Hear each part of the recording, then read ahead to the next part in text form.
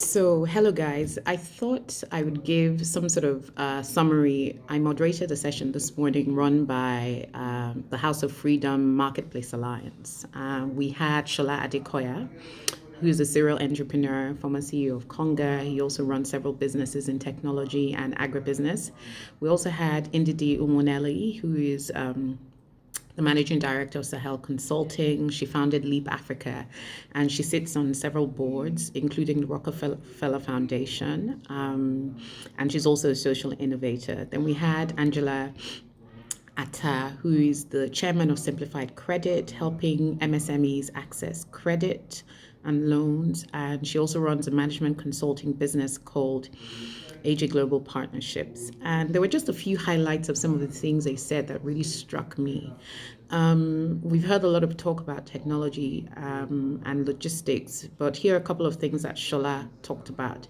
He mentioned about the need to be agile in terms of how you use technology, to the need to use it in a sustainable fashion. He gave the example of Zoom and the fact that one way you can actually gauge what a sustainable technology-enabled business is the fact that you can run your model several times to several customers on a large scale. So take the example of Zoom. If you're on a Zoom call, there are several other Zoom calls happening elsewhere around the world. In fact, thousands happening at the same time throughout the day, 24 hours. That demonstrates a business that is actually scalable and sustainable, and that will continue post-COVID. So that was really an important point about being agile in how you use technology. Is your pivoting in your business model, when you use technology, is it just going to be a one-off thing, or can it address consumer needs or your client needs post-COVID-19? I thought that was a very important one to say.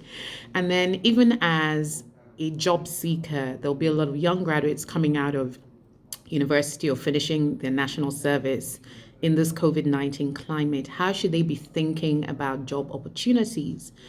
Beyond ensuring that you're technologically equipped, are you the type of employee that is going to add value? People are literally scaling back their workforces. Will you be one of the people who will be first on the short list of people to potentially cut off? How have you demonstrated value to your employer, especially now that you're working from home, when it's even more important to demonstrate that you are diligent, you're honest in how you use your time and your employer's resources? Very, very important to think about. And then secondly, sort of looking at your mindset. How are you ensuring that your current skill set is sustainable and has positioned you to take advantage of the future of work? Do you actually need to also pivot in your skill set as a career person or as an employee? It's not just businesses and SMEs that need to think about pivoting in the business model, but it's also professionals who need to think in terms of pivoting in their skills, their professional skills, their personal skills, their soft skills, and any other aspect of training. And then around the access to funding, I think what was really interesting was to hear the different funding options that are available. You can go to the Lagos State Employment Trust Fund. There's the NERSAL, the Agricultural Fund, and then Nourishing Africa, which is an initiative run by Ndidi Nwuneli and her team, are also giving out grants and loans and helping people facilitate access to grants that investors are putting on the table. Of course, the Bank of Industry and the CBN also have several intervention funds. But one of the things that was really important is putting your house in order.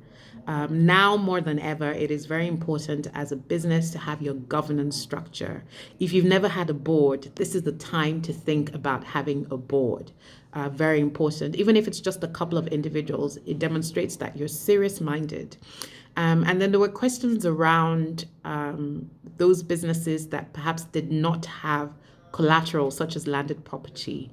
But there are a lot of these funds and grants that are willing to consider other types of collateral, whether that be actual assets that you have, even jewelry.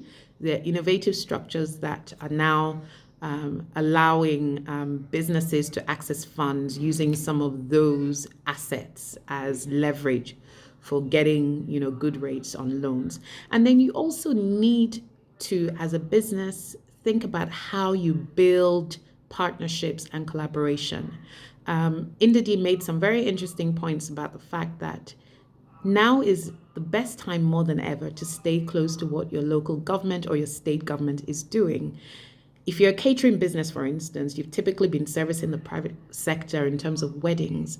There are a lot of initiatives being run at local government level and state government level right now that require catering and food services as part of food relief efforts. So you need to research and understand who those new stakeholders that have to come into your business ecosystem are. Very, very important. And then it also requires a mindset shift. I think as an entrepreneur, as a business person, you cannot be afford to be static or tunnel visioned in the way you think. You have to be agile, and Sola Adekoya used that word agile quite a lot. What does agile mean? Agile means how you react to your client needs. Can you quickly adapt? If they say, for instance, they don't need you to produce 10 of this particular product, they now need only 5. Do you have a business model that can be scaled down because you obviously don't want to incur costs that you don't need to? How do you respond if the bulk of your business now moves online? Are you technologically enabled? And in the enablement of that technology, can your target market actually easily access and understand the technology tools that you are now using as part of your business model? So we heard about agility, resilience, sustainability, collaboration, partnerships. And I really love these acronyms that Angela Adebayo Attah actually gave us. It was ERRC, eliminate. So you have to think about what costs or excesses in your business you need to eliminate. Then R for reduce. Can you reduce your consumption of a particular product? Can you reduce your requirement for a certain amount of raw materials as inputs? Because that will help you save costs. Raise. How can you raise new sources of funding that may be cheaper or easier to access? Or how can you raise new types of employee profiles that will add value to your business without breaking the bank? And then create. What new markets can you create for yourself? One of the advantages of being a technology savvy entrepreneur could be the fact that you're now able to reach markets beyond Nigerian borders, where you can reach an African audience, a global audience, a European audience, a North American audience, etc. It was a very interesting discussion. I certainly learned a lot, and I certainly learned the fact that there are a lot of funds and interventions out there that a lot of people are not taking advantage of because they're probably not willing to go through the process required to do so. And actually, if you look at a lot of these processes, they're actually very simple, easy to understand. I hope that's been very useful to you, especially for those who weren't able to join the Marketplace Alliance call this morning. Thank you.